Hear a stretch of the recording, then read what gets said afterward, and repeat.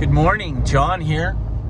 I'm out on Interstate 10 headed east in the Palm Springs, Palm Desert area, the Coachella Valley in the lower Colorado Desert. The mountains were sort of miserable. Very foggy, cloudy, wet. Decided I wanted to get out into the desert. I was going to come out and do a quick run of the Bradshaw Trail, but Rebel Russell said he wanted to do it, and so I'm going to hold off. We're going to see where this adventure leads. You know, I was kind of hauling butt getting out here, and I'm really surprised that it says I'm averaging 14 miles per gallon. I reset it just over a week ago when I was on the Kofa Wildlife Refuge.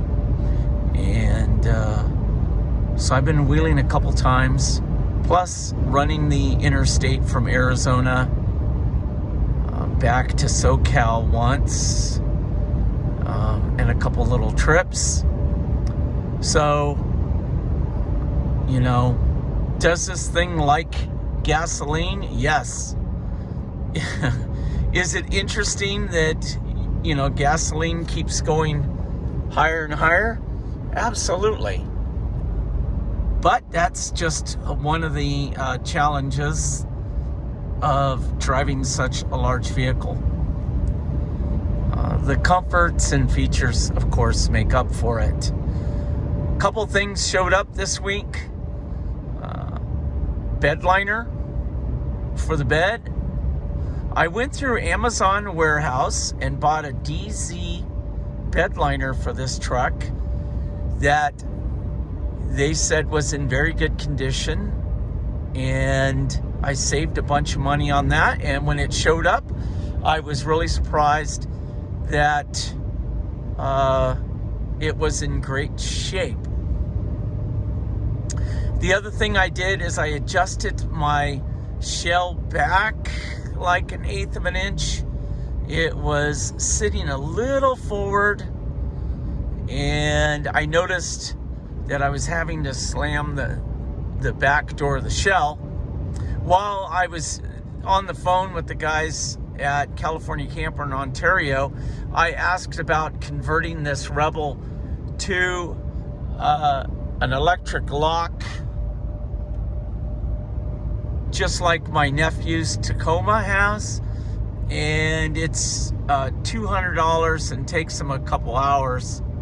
So if you're planning on ordering a snug top Rebel, I didn't realize that they had electric locks for the back that are programmed to unlock with your key fob. To me, it's kind of a must-have. It's a nice convenience. Let's see what else showed up. My Z Automotive Ram Taser showed up.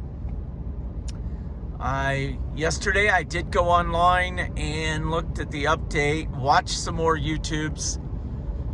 I'm gonna wait till I can work on that with Sansevine mic and get that installed. I would really like to hear from anybody that sees the video that has one and can give me your feedback on your likes and dislikes.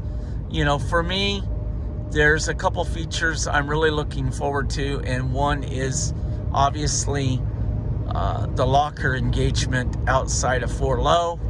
Seems like with the Taser, they really promote the light show, which, of course, for my buddy James, you know, he loves lights, and you know, I can't wait to get it installed and show him how it works.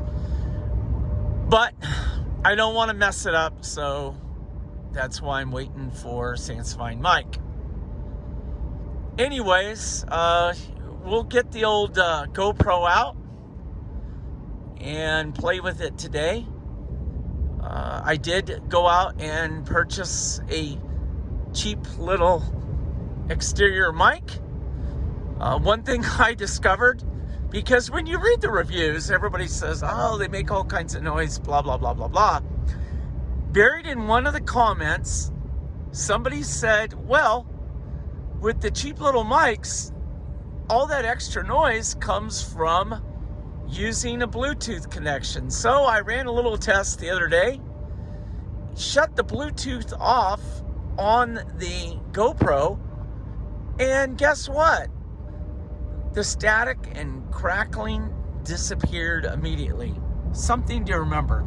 Of course, I'll probably end up with a setup like Ramblin' Rebel Russell has. It costs me a few $100s, but you know, as long as we keep this YouTube going, you guys are going to demand better sound, better video angles, more planning, you know, a little more continuity, that there's a better consistent look and feel to the videos. Maybe even figure out how to throw some music in there when we have those exterior shots. Because if you watch the last video with going to Arizona, the exterior shots, a couple of them had some extra annoying noises from straps flapping around and the wind. You know, it's one thing when you're going really slow and you have, you know, the sound of the gravel off the tires and the crunching, you know. To me, those are kind of nice features for short clips, not to bury with music. You know, of course, the challenge will be for me to find non-copyrighted music that I can use. Anyways, sorry for the long monologue. Figured I needed to catch up. You know, for you folks that are in wet or snowy conditions, you know, you're getting to experience Interstate 10 out in the Coachella Valley. I guess we're out near Indio now, and I need to decide which direction I'm headed. I can either continue to the south, go down towards Anza Borrego, or I can go out and go to the north into the old Dale Mining District, Joshua Tree, into the Mojave. Right now I'm kind of leaning towards south. You might see the sign, Brawley El Centro exit coming up. We're gonna stop at the old Love's truck stop because it's just one of my traditions when I'm out here, and we'll make a decision from that point forward.